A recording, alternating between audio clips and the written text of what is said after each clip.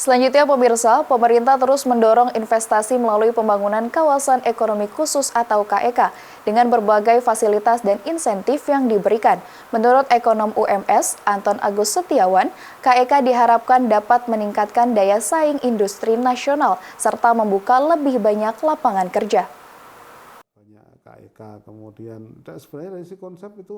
Pemerintah telah meresmikan beberapa kawasan ekonomi khusus di berbagai daerah termasuk Batang, Jawa Tengah, dan Gresik, Jawa Timur.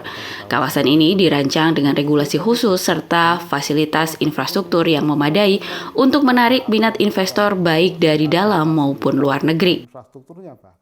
Banyak KEK, kemudian sebenarnya dari si konsep itu, kemudian Pak Prabowo ini kan KEK diresmikan kan zamannya Pak Jokowi ketika membuat KEK di kawasan itu ya, dan itu sebenarnya positif ya, karena kawasan ekonomi khusus itu kan memang ada aturan-aturan khusus, ada fasilitas, ada infrastrukturnya bahkan yang disiapkan untuk perusahaan-perusahaan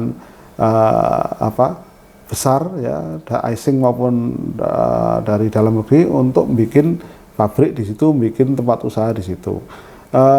Yang kemarin di Batang ya itu, kemudian ada lagi kan sebentar lagi yang di Gresik itu kan malah lebih besar karena dia kaitannya dengan hilirisasi untuk pertambangan juga ya. Nah,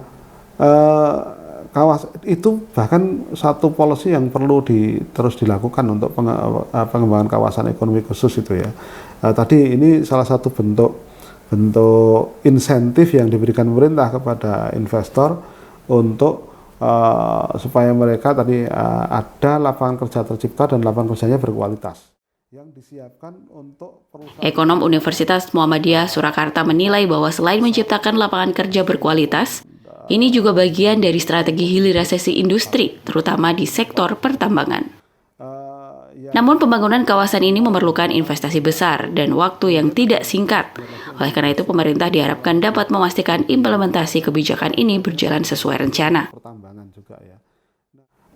Tapi memang kita membangun satu KEK itu kan butuh waktu lama ya, dan mungkin juga untuk membangun infrastruktur itu juga butuh duit yang besar. Tapi harapan saya kawasan ekonomi khusus yang sudah direncanakan sejak pemerintah yang lalu, baik di zamannya Pak SBY maupun zamannya Pak Jokowi, itu bisa segera selesai direalisasikan, dan saya lihat investor cukup banyak yang tertarik untuk membuka usaha di kawasan ekonomi khusus itu. Jadi saya kira itu hal yang positif yang harus diperbanyak dengan kawasan ekonomi khusus itu untuk mendorong iklim investasi kita supaya lebih baik.